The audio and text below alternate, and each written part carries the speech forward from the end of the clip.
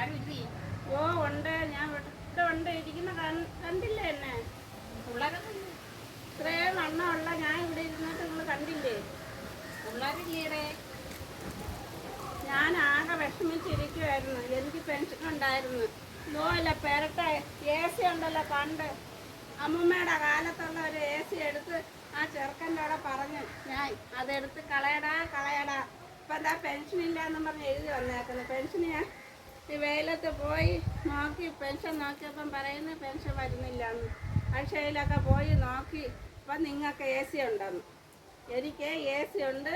അതുകൊണ്ട് എൻ്റെ ഇവിടെ ഒരു കാല് പറഞ്ഞ ഒരു പെണ്ണിനെ ഇവിടെ കൊണ്ടുവന്നില്ലേ, അവൾ വാടകയ്ക്ക് കാറെടുത്ത് ഈ വീട്ടിൻ്റെ മുറ്റത്തെല്ലാം തോണ്ട കാറ് കണ്ട വാടകയ്ക്ക് എടുത്തിട്ടുണ്ട്. അവൾക്ക് കറക്കമാണ് ഈ പെരട്ട. നിങ്ങൾ നോക്ക് ഇല്ല AC പണ്ട് പുരാതന കാലത്തുള്ള അത് വർക്ക് ചെയ്യുന്നില്ല. ഉള്ളതും 4 വീലുള്ളതും ഒക്കെ ഉള്ളവർക്കൊന്നും പെൻഷൻ ഇല്ലെന്ന് പറയുന്നു. അതാ AC വർക്ക് ചെയ്യുന്നില്ലടേ. AC വർക്ക് ചെയ്യുന്നില്ല. ഇത് പരിശോധനയ്ക്ക് വരുന്നവരടുത്ത് പറയണം.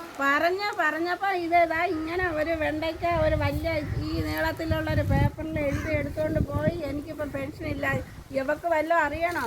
ഇവക്കും വല്ലതും അറിയണോ? എനിക്കിപ്പം പെൻഷൻ ഇല്ലാതായിപ്പോയി. ആ പൈസ കിട്ടിയാണ് ഞാൻ എങ്ങനെ. പെൻഷൻ ഇല്ലാത്ത മാത്രമല്ല, അവര് ACക്കകത്ത് കിടക്കുകയും ചെയ്യും. നമ്മളെ പൈസ എന്നൊരു വെളിയിൽ കിടക്കുകയും വേണം. കാറ്റില്ലാത്ത ഒരു ഫാനിനകത്ത്.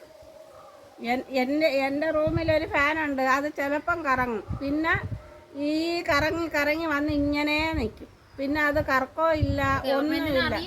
ഗവൺമെൻറ് ഇതൊന്നും അറിയുന്നില്ലല്ലോ. ഇത് കണ്ടോണ്ട് അകത്ത് കയറിയില്ല. പഞ്ചായത്തിൽ നിന്ന് ആൾ വന്നപ്പോൾ അകത്ത് കയറി ആ AC നോക്കണമായിരുന്നു. നിങ്ങളെ വീട്ടിൽ AC ഉണ്ട്, നിങ്ങളെ വീട്ടിൽ 4 ചക്രം വാഹനമുണ്ട്, 2 ചക്രം വാഹനമുണ്ട്, എല്ലാം ഈ പ്രാന്തി പോയി വാടകയ്ക്ക് എടുത്താണ് ഇവിടെ കൊണ്ടിട്ടേക്കുന്നത്. ഇപ്പം ആരെ പെൻഷൻ പോയി? എൻ്റെത് പോയി. വായി വെള്ളം ഒഴിക്കണ്ട. വായിൽ വെള്ളം ഒഴിക്കണ്ട. ഇനിയിപ്പോൾ എന്താ ചെയ്യുന്നതെന്നുള്ളതാണ്. ഇപ്പം ഞാൻ പഞ്ചായത്തിൽ പോയിട്ട് വന്നതേ ഉള്ളൂ. ഇത് ഇങ്ങനെയൊക്കെ ആണെന്ന് എനിക്ക് അറിഞ്ഞൂടായിരുന്നു. ഈ പ്രാന്തി കൊണ്ടുവന്ന് ഇതെല്ലാം വല്ല അവളെ കൂട്ടുകാരിയുടെ വീട്ടിൽ പോയൊരു കാർ എടുത്തുകൊണ്ടിട്ടേക്കുന്നു. മറ്റേടത്തുനിന്ന് ഒരു കാർ എടുത്തിട്ടുണ്ട്. വാഹനവും ഇതൊക്കെ ഉള്ള വീട്ടിലാണെങ്കിൽ പെൻഷൻ തരത്തില്ല എന്നും പറഞ്ഞ് ഇപ്പോഴത്തെ നിയമമൊന്നും. നിങ്ങൾക്ക് പെൻഷൻ കിട്ടുന്ന?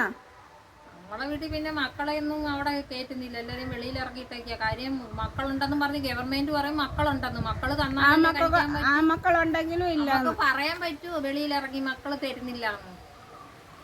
ആണക്കേടല്ലേ? എത്ര മക്കളുണ്ട്? 2 മക്കള്. നിങ്ങളെ വീട്ടിൽ AC ഒക്കെ ഉണ്ടോ? നമ്മളെ AC ഒന്നും ഇല്ലടേ. അത് പെൻഷൻ കിട്ടുന്ന? പെൻഷനൊക്കെ കിട്ടുന്നു. AC ഒന്നും ഇല്ല. പിന്നെ മക്കളുണ്ടെങ്കിൽ മക്കൾക്കുണ്ടെന്നും പറഞ്ഞ് ഇനി അമ്മക്ക് ഇല്ലാതാക്കുമെന്നുള്ള പേടിയാ.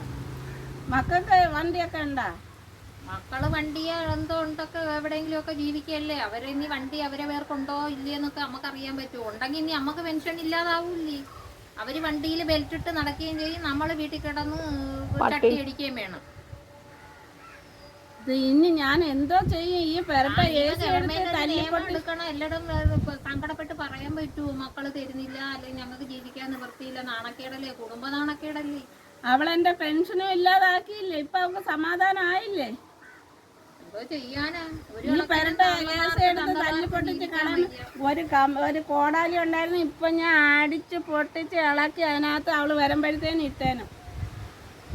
പിന്നെ മനസ്സിലായ ഇനി എല്ലേലും കിട്ടൂല. ഇവളെൻ്റെ വസ്തു ഈ വീടും തറയും കൂടെ അവളെ എന്നെ കൊണ്ടുപോയി ഒപ്പ് ഇടിയിപ്പിച്ച് അവൾ അതും എഴുതി വെച്ചു.